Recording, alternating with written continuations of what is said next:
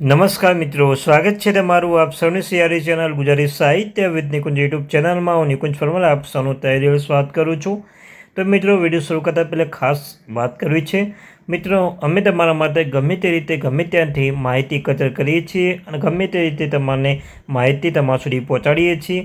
તો મિત્રો, તમારી પણ ફરજ બને છે કે તમે પણ સપોર્ટ કરો, વિડીયોને લાઇક કરો, ચેનલમાં નવા ચેનલ સબસ્ક્રાઈબ કરી બેલ આઇકન બટન ભૂલશો નહીં. અમે ગમે તે રીતે મિત્રો તમારા સુધી માહિતી પહોંચાડીશું અને પહોંચાડતા રહીશું. તો મિત્રો, અવશ્ય તમારો ફરજ બને છે તમે પણ વિડીયોને લાઇક કરી દેજો, ચેનલ સબસ્ક્રાઈબ કરીને સપોર્ટ કરવાની વિનંતી કરું છું.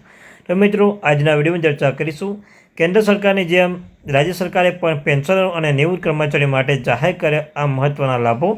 તો તેના વિશે આપણે વિડીયોમાં ચર્ચા કરીશું. વોટ્સઅપ ગ્રુપ લઘુ બંને બનાવ્યો છે, લિંક ડિસ્કશન મૂકું છું. મિત્રો, અવશ્ય જોઈન થઈ જજો.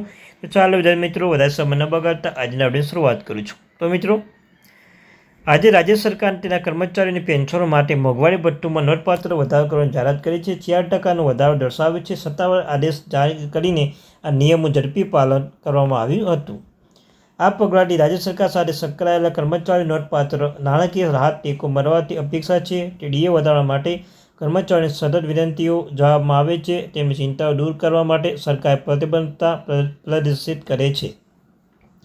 જ્યારે સરકાર મોંઘવારી ભથ્થામાં ડીએમાં વધારો કરશે ત્યારે તે પ્રોગ્રામ કર્મચારીઓના મળતા મોંઘવારી ભથ્થાને સીધી અસર કરે છે, જેના કારણે તેમના પગાર અથવા પેન્શન નોંધપાત્ર વધારો થાય છે. જ્યારે આપણે ડીએની વિભાગનો અભ્યાસ કરીએ છીએ ત્યારે આ પદ્ધતિ વધુ સ્પષ્ટ બનશે.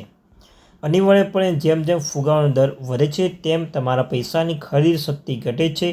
પરિણામે, જો તમારા પગાર વધારો ફુગાવાના દર સાથે મેચ કરવામાં અથવા વટાવ નિષ્ફળ જાય તો તમારી વાસ્તવિક કમાણી ઘટાડો સૂચવે છે. આમ, ડીએ અને ફુગાવા વચ્ચેનો સહસંબંધ સમજવાથી બદલાતી આર્થિક પરિસ્થિતિઓ ધ્યાનમાં રાખીને પગાર ગોઠવવાની ગતિશીલતા સમજવામાં મદદ મળે છે. ડી હાઇક 2024માં હાલમાં દેશભરમાં રાજ્ય સરકારો સક્રિયપણે તેમના કર્મચારીઓ નિવૃત્ત કર્મચારીઓ બંને માટે ડીએ વધારી રહી છે.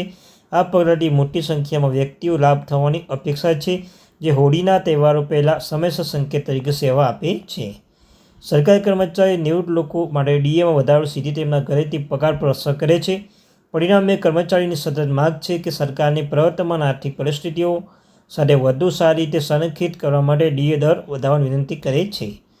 કેન્દ્ર સરકાર બાદ હવે વિવિધ રાજ્ય સરકારો તેમના કર્મચારીઓ હોળીને ભેટ આપી રહી છે. તાજેતરમાં કેન્દ્ર સરકારે કર્મચારીઓના મોંઘવારી ભથ્થામાં ડીએમાં 4% વધારો કરવાનો નિર્ણય લીધો હતો, જે બાદ હવે ઝારખંડ, કર્ણાટક સરકારે પણ રાજ્યોના કર્મચારીઓને ખુશખબર આપી છે. ઝારખંડ સરકારે રાજ્ય સરકારના કર્મચારીઓના મોંઘવારી ભથ્થામાં ડીએને મૂળ પગાર 50% સુધી વધારી દીધો છે. અત્યાર સુધી 46% હતો. તો મિત્રો, આવી નવી માહિતી મેળવવા માટે ચેનલને સબસ્ક્રાઈબ કરવાનું ભૂલશો નહીં.